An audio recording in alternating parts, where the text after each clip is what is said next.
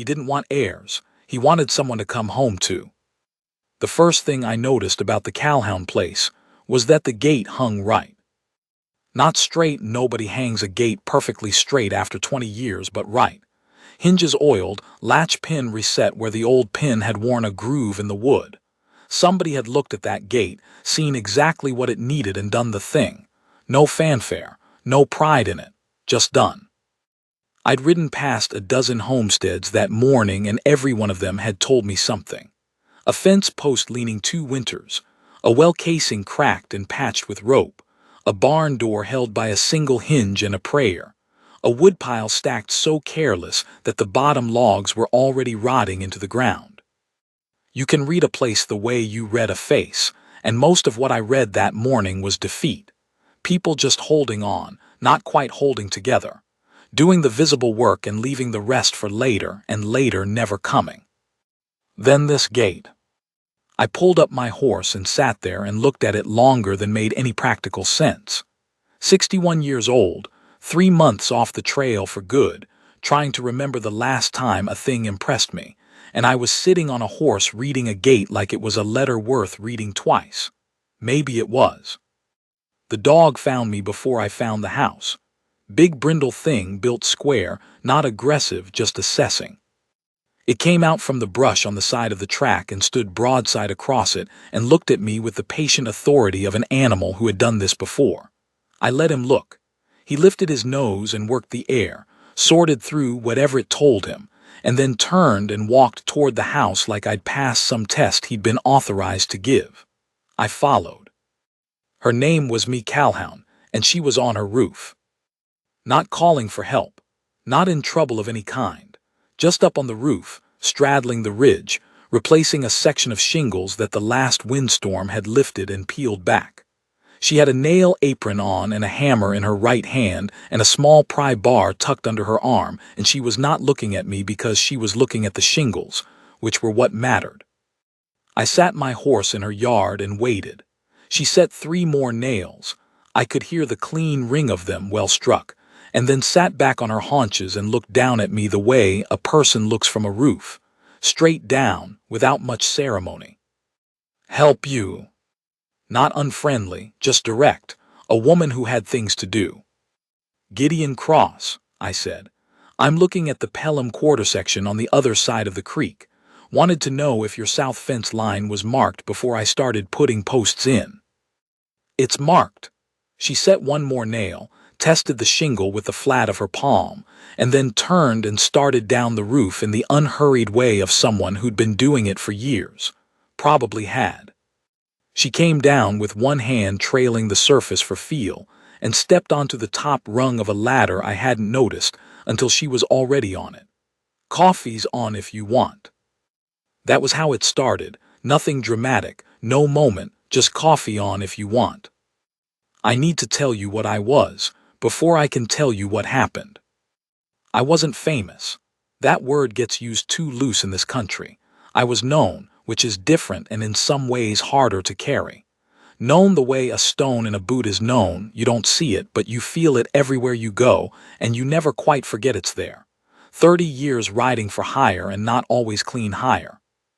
Deputy work in 3 territories, scout work for the Army, contract security for the railroad, and a stretch in between that I don't think about if I can avoid it. The kind of reputation that makes men choose which chair they sit in when you walk into a room. Makes women take their children's hands for no reason they can name. I was tired of it, not the weeping, dramatic way they write about in dime novels. Just tired the way a horse gets tired after a long season bone deep, settled in the legs and the shoulders in the way the head drops. I didn't want another job. I didn't want another town to know my name. I wanted land. Not a big spread, not an empire, nothing to impress anyone. Just enough ground to be responsible for, enough to keep my hands busy, enough quiet that I could hear myself think without the echo of something I'd rather not think about underneath every thought. The decision had been coming for a while. I'd known it the winter before, sitting in a hotel room in Tucson with a lamp that smelled wrong and wind working the window frame, counting my money and thinking about what it bought me. It bought me the room. It bought me breakfast and a horse with decent feet and the right to keep moving. That was all it had ever bought me. 30 years of earning, and I was 61 years old, and the money sat in a tin box in the bottom of my saddlebag, the same as it always had, and there was no place it was waiting to go. I'd been married once when I was 24. Her name was Ruth and she was from Ohio, and she had no idea what she'd gotten into. I didn't know either at 24. We lasted 3 years before the work made it impossible, which is the kind thing to say, because the truth is I made it impossible, being who I was and what I did, and she went back to Ohio and I went west, and that was that. I heard 15 years later that she'd married a school teacher and was doing well. I was glad for that. I genuinely was, but I thought about it sometimes, about what that life would have looked like. The house, the table, someone there when you came in. I'd stopped thinking about it somewhere in my 40s. You make your peace with what you are. The Pelham quarter section was 40 acres of decent pasture, one sound building, a spring house that worked, and no near neighbors except me Calhoun, who had her own 80 acres on the other side of the creek and seemed to prefer getting on with her own business. I signed the papers in Umber Creek on a Tuesday. Moved in that same week with 2 horses, a dog I'd picked up in Laredo who'd chosen me rather than the other way around, and a crate of tools I'd been carrying in a wagon for 2 years waiting for a place to unpack them. The tools were the thing I was most careful with, an old wooden toolbox that had belonged to a carpenter I'd known in New Mexico, a man named Arroyo who died of a fever before he could use them much. I'd bought the box from his widow for what she asked, which was more than it was worth and less than what it cost her. I'd been carrying it ever since, thinking someday I'd have a place to use them right. The morning I drove the first fence post of my own fence into my own ground, I sat down on the tailgate of the wagon and held the post driver across my knees and looked out at 40 acres of grass and did not feel the way I thought I would feel. I thought I'd feel relieved. What I felt instead was something I couldn't name, something between relief and a different kind of loneliness. Like I'd taken off a weight I'd carried so long I didn't know what to do with my hands now that the weight was gone. I got up and drove the next post. She didn't come over, and I didn't go over for the better part of a month. Not unfriendliness. We'd both lived alone long enough that solitude was just the weather, something you moved through without remarking on it. I could see the roof of her house from my highest pasture, and twice I could see smoke from her chimney, and once I heard her dog bark at something in the night. That was the extent of it. I saw her at a distance twice those first weeks. Once she was running a new line of wire along her east pasture, working a post hole digger by herself, stopping and resetting when she hit rock the way you learn to do when you've been doing it alone for a long time. The work was methodical. She didn't stop more than she had to. Another time she was driving a wagon up the main road toward Umber Creek, and she lifted a hand as she passed the end of my track without looking over. Just the hand, easy, the way you acknowledge someone you've seen before. I lifted mine back. The third time was when I was on my back under my wagon. I'd bought an old freight wagon for hauling fence posts and timber, and the axle housing had a crack that I'd noticed when I bought it and paid less for on account of. The crack hadn't opened through yet, but it was going to. You could see where the metal was fatigued, how it would go. I was on my back in the dirt underneath it with a cold chisel and a lamp trying to see exactly what I was dealing with when I heard a horse come into the yard at the walk and stop, and then silence. Whoever it was, they were waiting, not in an unfriendly way, just patient. I came out from under the wagon. Me Calhoun was sitting her horse about 10 feet away, looking at the undercarriage with the concentrated attention she seemed to give to most things. "Axle," she said.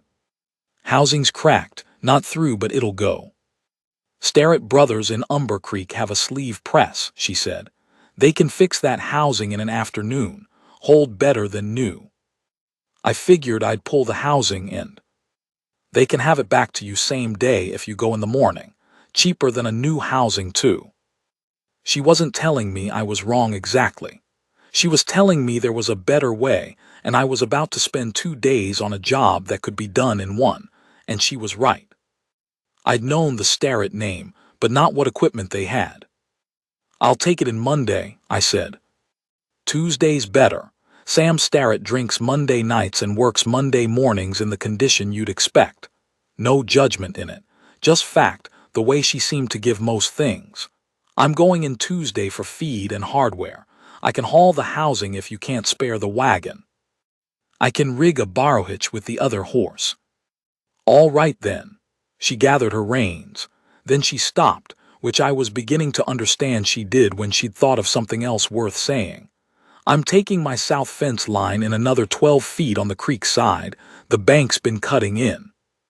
Wanted you to know before you put posts in down there. I hadn't planned to run fence that close to the creek."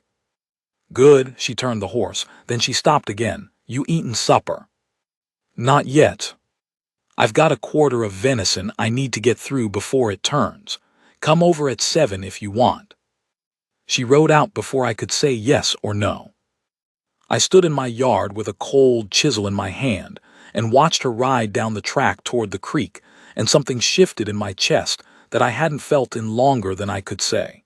Nothing big, nothing dramatic, just the feeling of being asked something by someone who hadn't decided beforehand what the answer should be. I went over at 7. She had a good house. Not large but solid. The walls were square, the floor didn't move, the windows were hung straight and the sills were tight. She'd done something to it that I couldn't name right away, and then I figured it out. It looked lived in the right way. Books stacked but not thrown, on a shelf built for books. A coat on a peg where you'd actually hang a coat. A rope of dried peppers against the kitchen wall. A dog blanket in the corner that the dog had clearly rearranged to suit itself, and nobody had moved it back to where it had originally been. Because who cared where the dog slept as long as the dog slept? The venison was good. Cooked plain the way you cook good meat, salt, drippings, some wild onion she'd pulled from the creek bank, and patience. We ate at a table that was just a table. No cloth, no ceremony, 2 plates and 2 cups and a lamp between us. She talked about the ranch the way a man would talk about his own, not complaining, not explaining herself, just giving me the information. The south pasture had good winter grass if you managed the rotation right. The creek ran low in August, and she supplemented from a tank she'd dug. She'd been running about 400 head, but thought she could carry another 50 if the summer came wet. She mentioned her husband Lyle the way you mention whether that's past. He died 4 years ago. Horse threw him on a rocky morning and he went head first into the fence post. She said it without reaching for my sympathy, and without bracing against her own feelings about it either. Just said it the way you'd say what happened, which is all that saying something ever really needs to be. I told her I'd been on hired work for 30 years. "What kind of hired?" she said. "Security work mostly, some law, scout work for the Army early on." She looked at me over her coffee cup. Even light in that kitchen, lamp throwing everything warm and close. "I've heard the name Gideon Cross." "I expect you have." "Nothing I'd repeat as fact," she said, "but something. Most of what gets said is wrong in the particulars. Usually is about most people." She set her cup down. "You want more coffee?" Not a question, really. She was already reaching for the pot. That was all she said about it. No probing, no careful assessment, no deciding what to think of me based on whatever she'd heard. She'd heard something. She'd said so. She'd noted that she took it with appropriate weight, and she'd moved on, and that moving on was more generous than anything anyone had said to me about my history in a very long time. Like she'd looked at the whole weight of the thing and made a decision about the man sitting at her table that was separate from whatever the thing weighed. We talked about other things after that. She asked about the Pelham spring house and whether I'd tested the flow, because she said Pelham had complained it ran low by August. I said I hadn't tested it yet. She said she'd run a line off her well tank if it came to that. She had the pipe. I said I'd see how the summer went. She nodded like that was the right answer, not committal, not dismissive, just sensible. The kind of answer a person gives who's decided to think about things when the thinking is actually necessary. She asked if I'd gotten my cattle yet or was I starting with horses. I said I was thinking sheep first, for the pasture management, then cattle in the fall if the grass held. She looked at me the way you look at someone who said something you didn't expect. Most men wouldn't start with sheep, she said. Most men haven't run cattle on overgrazed pasture. No, she said. I suppose they haven't. And she nodded again, and I had the feeling she'd filed something away, and the filing wasn't unfavorable. Around 8:30, she put the plates in the basin and came back to the table with the coffee pot, and we sat a while longer without talking, which was easy in a way that silence with most people isn't easy. She had a book open on the side table with a piece of harness leather for a marker. I asked what it was. She said it was a book about water tables in the high desert, which she'd been trying to understand because she was thinking about a second well on the east end of her property. A woman reading about water tables. I didn't say anything. I just looked at my coffee and thought about that for a moment. I stayed until 9. The dog walked me to the gate. He walked me to the gate and then stopped there and looked at me with that same assessing quality he'd had the first morning, and I stopped too and looked back at him. He was a good dog, brindle and square-built, with the kind of eyes that seemed to be keeping track of things.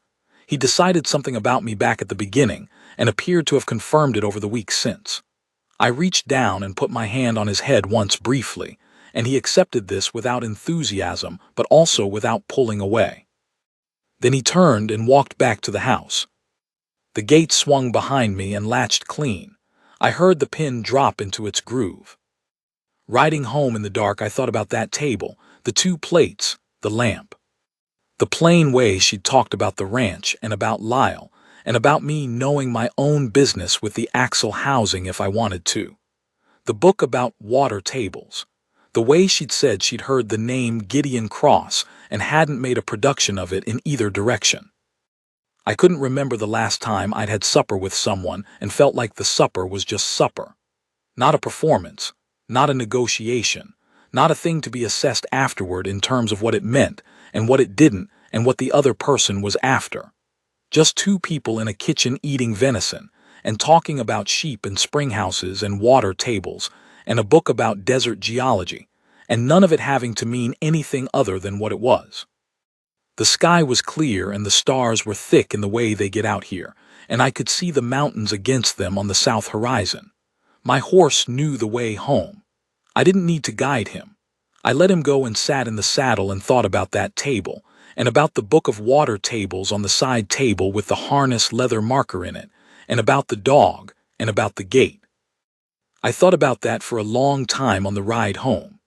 I was still thinking about it when I watered the horse and put him up and latched the barn door and went inside to my empty house and set my hat on the peg and sat down on the bunk and looked at the floor. It was just supper, that was all it was. But it was a long time before I slept. There is a thing that happens with a good woman when you're paying attention, which is that you start to notice the things she does that she doesn't announce. Me didn't announce anything. She just did what needed doing and expected others to do the same and didn't make a ceremony of it in either direction. I noticed in the second week that someone had left a bundle of cut fence wire coiled properly on my gatepost, the kind of work that takes 10 minutes to do and saves you finding the end of it when your hands are cold. No note, no knock on the door, just the wire coiled right. I noticed that when I came to supper on Tuesdays, she'd put enough on the table that there'd be something to take home. Not a gift, not charity. Just, here's more than I need, take the rest. The practical logic of a woman who doesn't waste anything, and noticed that a man living alone will skip a meal rather than cook for one. I noticed that she told me things about the country that I'd have had to figure out the hard way. Which merchant in Umber Creek shorted you on weight and how to handle it? Which trail to the North Pass turned to mud after rain and left you stranded? Which neighbor would help in a bad winter, and which one would be too occupied with his own troubles to spare anything? She told me these things without fanfare, the way you brief a person on the lay of the land when you want them to navigate it without unnecessary difficulty.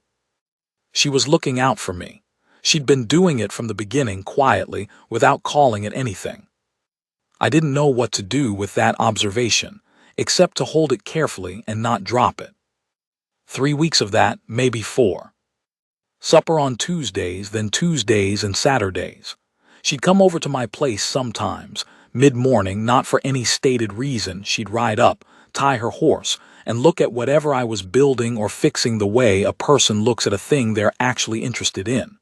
Not supervising, not passing judgment, just interested. I'd explain what I was doing, and she'd ask a question that told me she'd understood what I said. And sometimes the question would tell me something I hadn't considered, and I'd think about it and adjust accordingly. I found a section of her east fence that had heaved out of true over the winter, and I reset the posts one afternoon without mentioning it to her. She said nothing about it when I saw her next, which I understood was how she said thank you. October came, and with it the cold that comes off the mountains in that country like something personal. Not mean cold, just present. Everything contracted a little. The mornings came up with frost on the grass. The horse's breath showed at sunrise. The lamp burned longer every evening. One night we sat on her porch and watched a lightning storm build up over the mountains 30 miles east. The kind that never rains, just lights the whole sky from underneath in pulses of blue and white. The mountains would show themselves for a moment, all that rock and snow suddenly visible in the dark, the ridgeline hard and clear, and then go away again, swallowed back into the darkness, and then show again. Like they were reminding you they were there. Like they didn't need the daylight to prove it. We didn't talk much. She'd brought a blanket out, and at some point it was across both our laps, and neither of us had done anything so deliberate as put it there. I noticed it was there the way you notice something that has been there a while without being remarked on. You become aware of it, and then you don't move, because moving would make it a statement. I thought about the men I'd known who would have made something of a moment like that. Said something clever or reached for her hand with the deliberate intent of a man reaching for a thing he wants. I'd known men like that, and I'd never been one of them, even young. I didn't know if that was a failing or not. It was just how I was. Things either happened or they didn't, and I'd learned a long time ago that pushing usually made them not happen. The lamp behind us threw our shadows out into the yard, and the lightning kept doing what it was doing. That patient, distant work of the sky that doesn't need anyone watching. You ever think about going somewhere else? She said after a long while.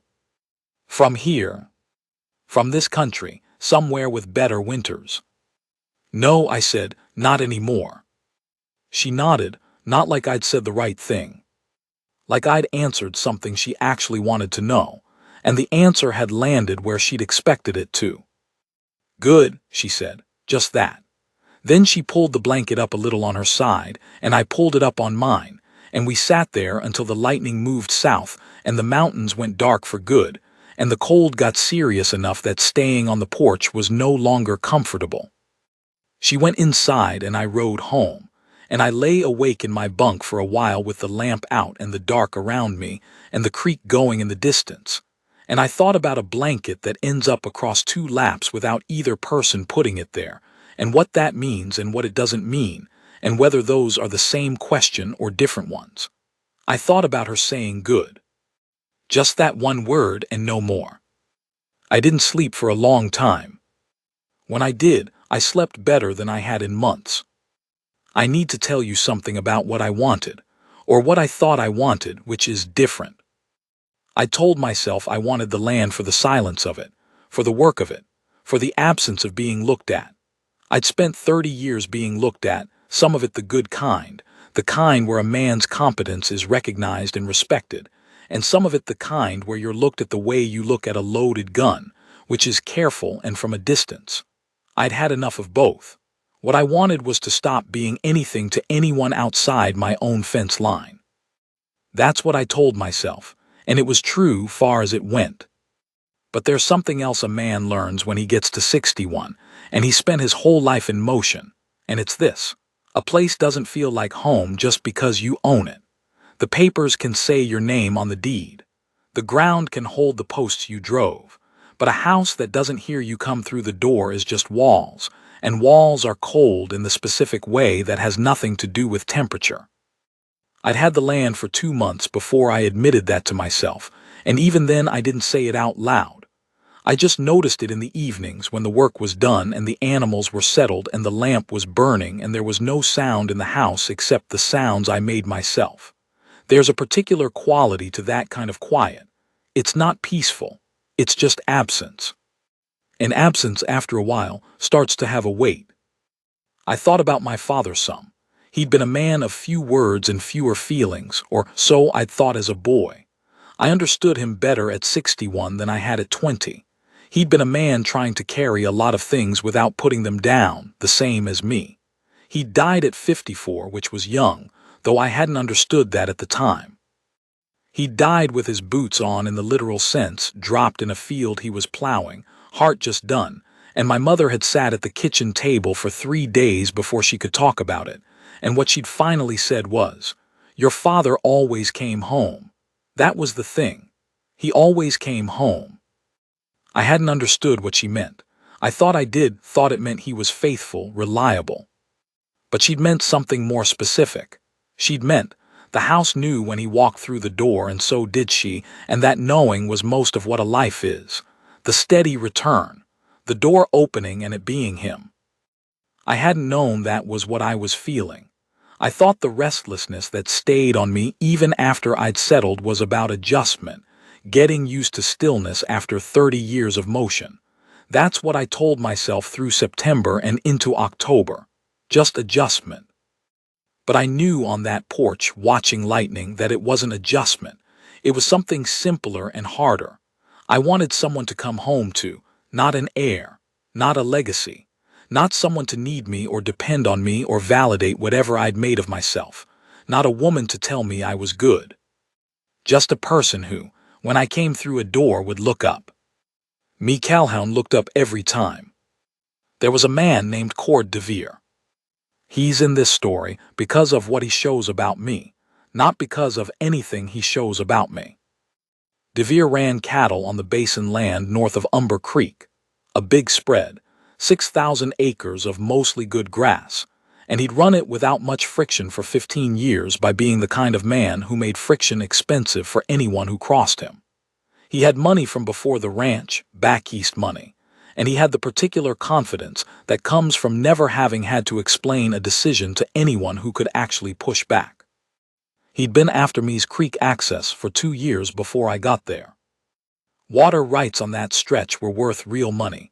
Her section of the creek ran reliable even in August, which was rare in that basin, and DeVere's spread needed reliable water if he was going to run the numbers he wanted to run. He'd made her 3 offers. She declined all 3. After the third one, he'd started applying what he probably thought of as pressure, and what anybody watching would have recognized as something uglier. Moving his cattle onto her south pasture twice in 1 month, crowding her fence line until 3 sections were down, a pair of his hands riding through her yard after dark on 2 separate occasions. She had told me none of this.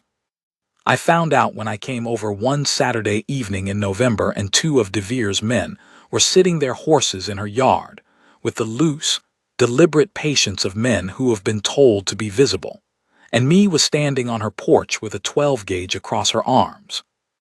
She wasn't scared. She was furious, and there's a real difference between the two. Fear makes people small. Fury, the righteous kind, makes them still. She had the gun across her arms like a woman who has made a decision and is waiting for someone to give her a reason to act on it, and the 2 men on the horses knew it, which was why they were still and not advancing. I rode into the yard at a walk. The 2 men looked at me, and then their posture changed in the small, particular way that posture changes when men like that encounter a man whose history they recognize. Nothing obvious. Just a stillness that became a different kind of stillness. "These men giving you trouble," I said to me. "They were just leaving," she said. "They left. I didn't say anything to them. I didn't need to say anything. The leaving was enough." I got down and tied my horse to the porch rail and went inside. Me set the shotgun in the corner and put a pot of coffee on and brought 2 cups to the table, and we sat down. I've been handling Devere, she said. I can see that. I'm not asking you to step into it. I know that. She turned her cup in her hands. She had strong hands, the kind that come from years of actual work, the knuckles a little thickened, a white scar across the back of the left one that I hadn't asked about. But I'm glad you came when you did. I didn't do anything. You rode in, she said. That was the thing. There was something precise in the way she said it. Not gratitude in the form that makes a person smaller, not the gratitude of someone who needed rescuing. Something more like an acknowledgement, the noting of a fact that mattered. That a man had ridden in when it mattered. That being there had meant something. I looked at her across that table in that kitchen with the lamp burning and the coffee steaming between us, and for the first time since I'd come to that country, I felt something I can only describe as rightness. Not accomplishment, not pride, just the quiet particular feeling of being in the correct place, of mattering to someone who had proven she could get along without you.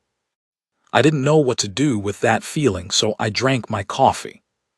Devere himself came by my place a week later. He came alone, which I respected, and he came in the daytime, which I also respected. He was a big man, well dressed in the practical way of men who have enough money not to think about their clothes, and he had the kind of face that looks like it's been making decisions its whole life. He rode up to my fence line and stopped. "Cross," he said. "Devere, you're new here." "Some weeks now, yes." He looked past me at the pasture. "Nice place. Pelham let it go to hell the last 5 years. You've done some work." "Some." "I had an arrangement with Pelham," he said. "Trail easement through the south corner 3 months a year." He was amenable. "I don't have an arrangement with you," I said. He looked at me directly for the first time, assessing. "I'm a reasonable man." "I expect you think so." "I'd like to discuss." "There's nothing to discuss," I said. "The south corner is my south corner. If you want an easement you can ask and I'll say no. If you want a shorter conversation we can skip the asking." He sat there for a moment, the horse shifted, he settled it. "Me Calhoun," he said. "What about her?" "She's stubborn past the point of her own interest." "That's her business." "She might listen to you." I looked at him for a long moment. The wind was cutting across the pasture from the north, and it moved through the dry grass with a sound like running water. Me Calhoun is a woman with her own mind and her own land and her own judgment about her own interests, I said. I wouldn't insult her by speaking for her to a man she's already told no 3 times, and I wouldn't insult myself by carrying that errand. He rode out without another word. I watched him go, and then I went back to what I'd been doing, which was replacing a gate hinge, and I thought about the fact that he'd come here and tried to use me as a lever on me, and what that said about what he thought of both of us, and what it said about me that she'd held 3 offers from a man like that, and held them without negotiating and without apologizing. She came to my place on a Wednesday morning in late November, with no particular reason that I could see. I was mending a section of board fence on the near side of the north pasture when she rode up. She tied her horse, walked over, looked at the fence. Then she picked up the far end of a board I needed to set and held it while I nailed. We worked like that for the better part of an hour. She'd seen what needed doing and done it, same as I would have. And it was as easy as working alongside a man who knew what he was about, except better, because it wasn't a man. When we were done, she leaned on the fence rail and looked at the pasture. The mountains were out that day, that full blue-white clarity you get in late fall before the real snow comes, the kind of day that makes you understand why people settled this country even knowing what the winters were. "You ever think about what you'd do if this didn't work out?" she said. "The ranch. All of it being here." "It'll work out," I said. "You sound sure." "I am sure." She looked at me sidelong. "Because the land's good." "Partly." She waited. "Partly other reasons," I said. She looked back at the mountains. I could see her thinking something through. Me thought the way she worked methodically, no wasted motion, arriving at a conclusion after going through everything between the start and the end. I've got 80 acres and about 400 head and a house that needs a new well pump and a barn that needs the west wall redone, she said. I'm 38 years old and Lyle's been gone 4 years and I've managed, but I'm tired of managing alone. She paused. I'm not asking you to give up your place. I'm not asking you to be anything other than what you are. I'm just asking whether you'd be open to the idea of not being separate. The sun was on the mountains and the grass was gold, and the fence I just fixed ran straight and good beside us. A red-tailed hawk was working the far end of the pasture, hovering over something in the grass with that furious precision hawks have. Me, I said. You don't have to answer today. I want to answer today. I leaned on the fence beside her, looking the same direction. The hawk dropped and came up empty. I came out here because I wanted somewhere to land.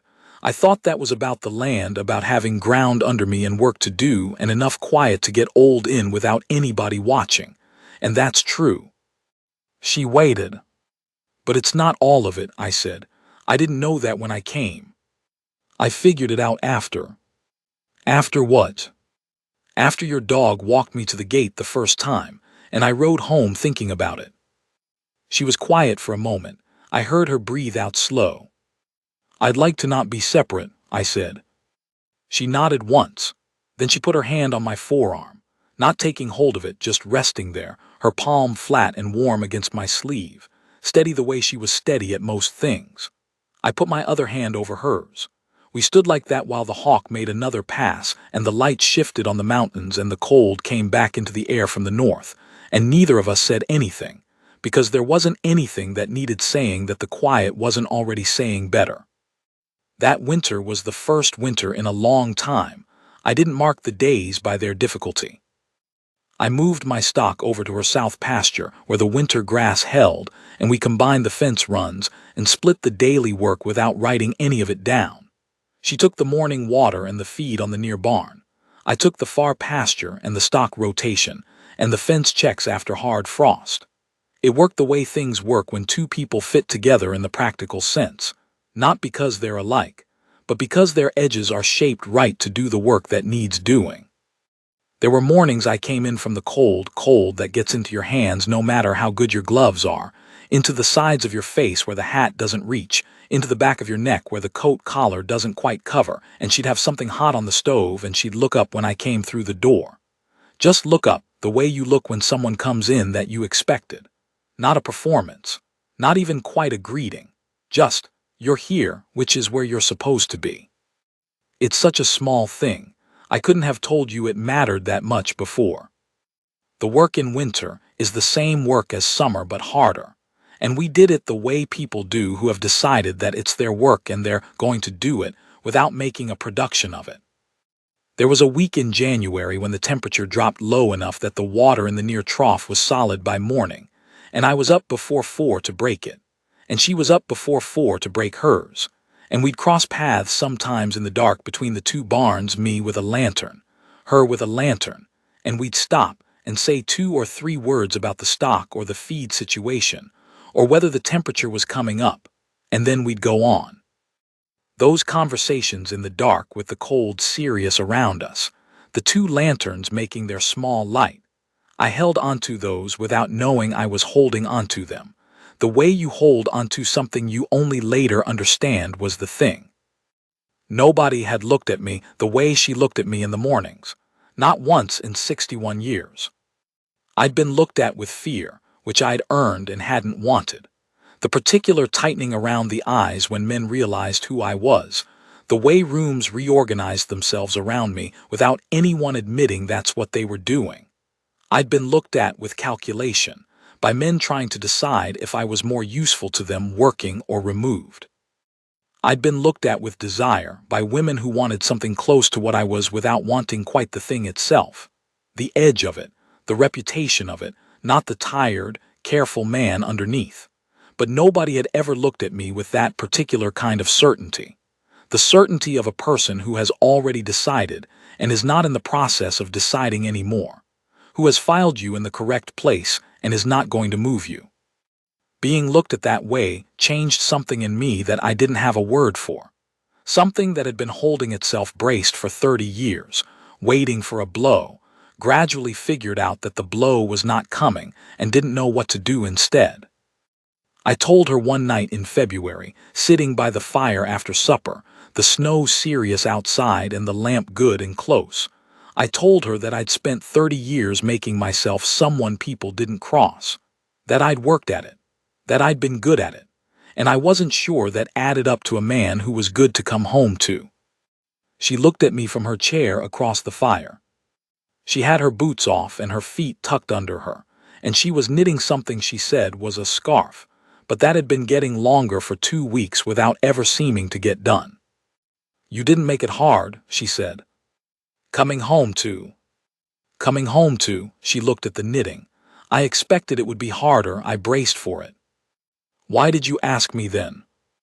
"Because I wanted to find out," she said, "and I thought it was probably worth it even if it was hard." She looked up. "It wasn't hard." I watched the fire for a while. "I'm glad," I said, which was not everything I meant, but it was the part I could say without the rest of it showing too much. "Gideon," she said. "What?" "I come home to you." Just that. Flat and plain, the way she said everything that mattered, like she was giving me a fact she'd checked and confirmed and found accurate. Something let go in my chest, something I hadn't known how to let go. I didn't make a show of it. I looked at the fire and I breathed and she went back to her knitting, and the snow came down outside and the fire held, and the dog resettled itself with a groan of pure comfort, and I thought, this is what it is. This is the thing I couldn't name, and it's here and I'm in it.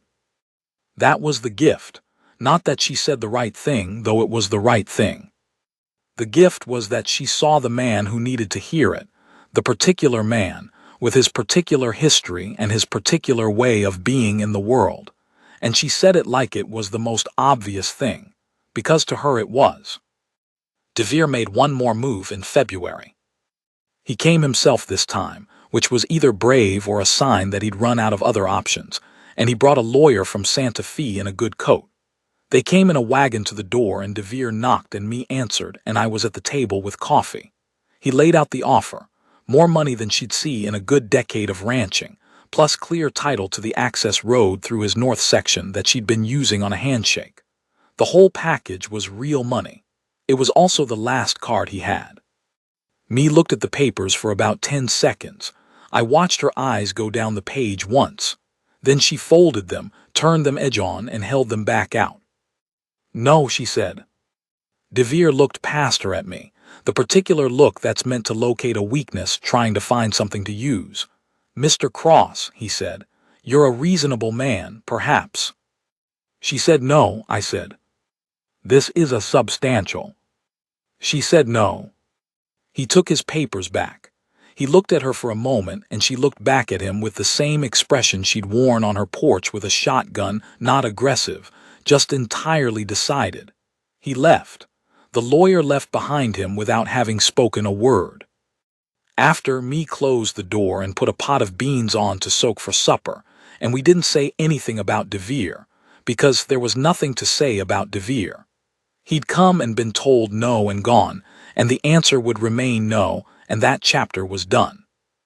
I sat at the table and watched her move around that kitchen and thought about what it meant, what it really meant, that this woman who had held her own land alone for 4 years, who had stood on her own porch with a gun, who had declined a sum of money that most people in that basin would not have declined, had looked at all of what I was and what I'd been and decided. That one. That tired, weathered, careful man with the difficult history and the hard hands. That one. Not for my reputation, which she'd heard and discounted.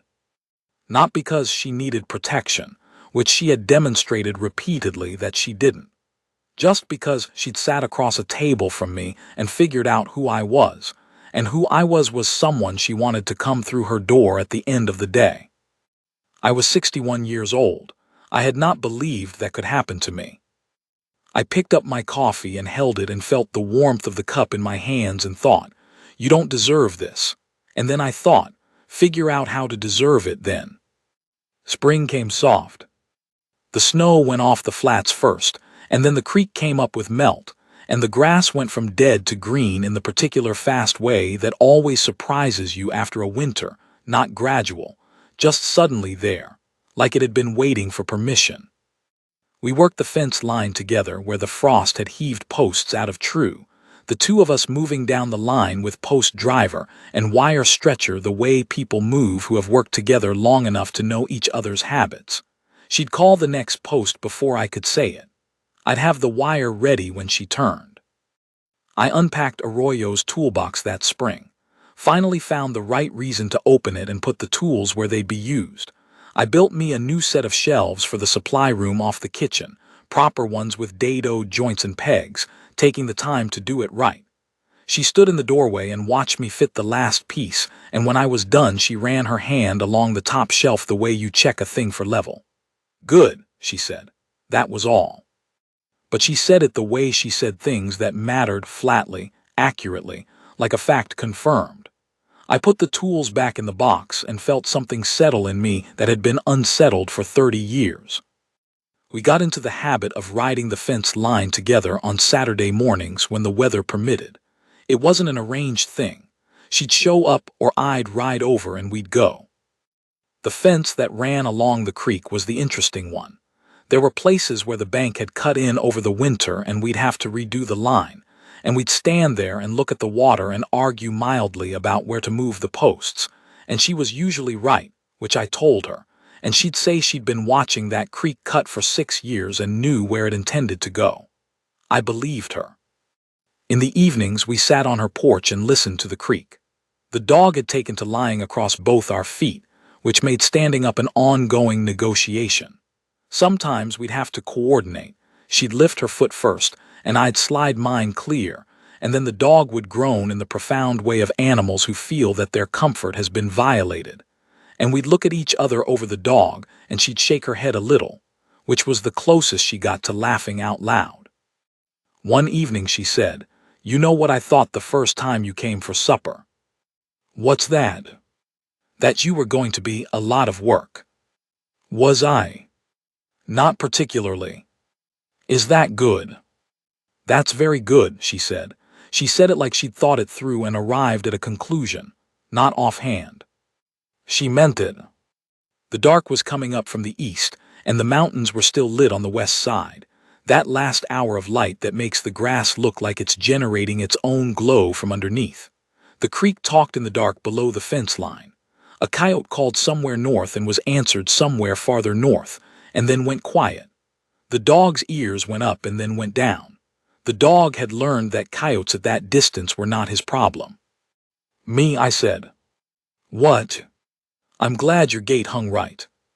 She looked at me. "What gate?" "Your front gate, the day I rode past looking at the Pelham place.